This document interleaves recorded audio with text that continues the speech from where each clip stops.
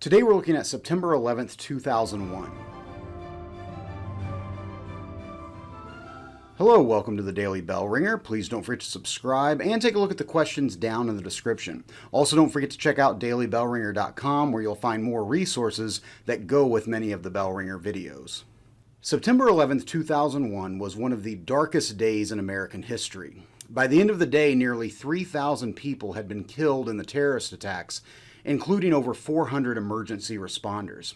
In this video, I would like to share a basic timeline of the events of that day and how it transpired. September 11th, 2001 was a typical Tuesday in mid-September. In New York City, there were sunny skies with a high near 80 degrees, and the forecast for Washington, D.C. was similar. At approximately 6 o'clock in the morning, 19 terrorists went through security at various airports along the East Coast and began boarding flights. At 7:59 a.m., American Airline Flight 11 from Boston took off heading for Los Angeles. 15 minutes later, United Airlines Flight 175 also took off from Boston heading to Los Angeles. At approximately 8:20, American Airline Flight 77 took off from Washington heading for Los Angeles. And at about the same time at 8:20, terrorists took control of American Flight 11, which had taken off just 20 minutes before. At 8:42, United Airlines Flight 93 took off from Newark, New Jersey, heading for San Francisco. At 8:46, Flight 11 flies into the North Tower of the World Trade Center at about the 91st floor. The crash killed hundreds instantly and trapped hundreds more above the impact point. Immediately, hundreds of emergency responders descended upon the building to try to save as many people as possible. At 8:50 a.m., President George W. Bush, who was visiting an elementary school in Sarasota, Florida, was made aware of the events. At 9:03 a.m., Flight 175 struck the South Tower of the World Trade Center at approximately the 77th floor. Hundreds more emergency responders, firemen and policemen, rushed into the building trying to get people to safety. At 9:37 a.m., Flight 77 crashed into the west side of the Pentagon, the headquarters of the United States Department of Defense, in Arlington, Virginia, just across the Potomac River from Washington, D.C.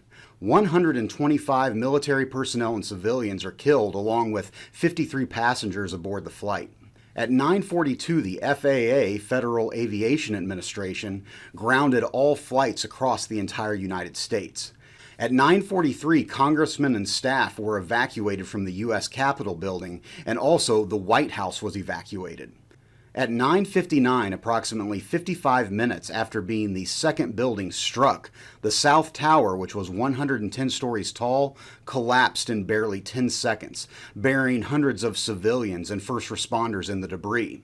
At 10:03, United Flight 93 crashed near Shanksville, Pennsylvania, after the 44 courageous passengers aboard fought back against the terrorists to save the lives of those on the ground as the flight was heading for Washington, D.C. At 10:28 a.m., a full 1 hour and 40 minutes after being hit by Flight 11, the North Tower collapsed. At 11:02, Mayor of New York Rudy Giuliani urges the people of Lower Manhattan to evacuate the city. Hundreds of boats in New York Harbor responded and evacuated thousands from the area. Thousands more walked across the Brooklyn Bridge to safety. By 12:15, the last commercial flight still in the air over the United States landed and the entire U.S. airspace was clear. By early afternoon, emergency responders and rescue workers in New York and Washington, D.C. were searching through the scene, attempting to find survivors. At 5:20 p.m., 7 World Trade Center, a building next to the towers that had caught fire during the attacks, collapsed. Fortunately, by that point, everyone had been evacuated. That evening, 150 congressmen, both Republicans and Democrats, met on the steps of the U.S. Capitol building and together sang the song, "God Bless America." At 8:30 p.m., President Bush addressed the nation on television, giving his thoughts on the attacks and promising to find those responsible. In all, the attacks took the lives of 2,996 people. Husbands, wives, mothers, fathers, brothers, sisters, uncles, aunts, friends, and children. Within a few short hours, the attacks of September 11th, 2001 would forever change the face of America.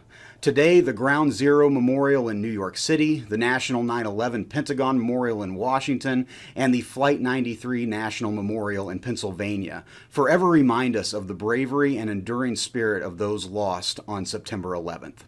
So with that, hopefully you learned something, and thanks for watching.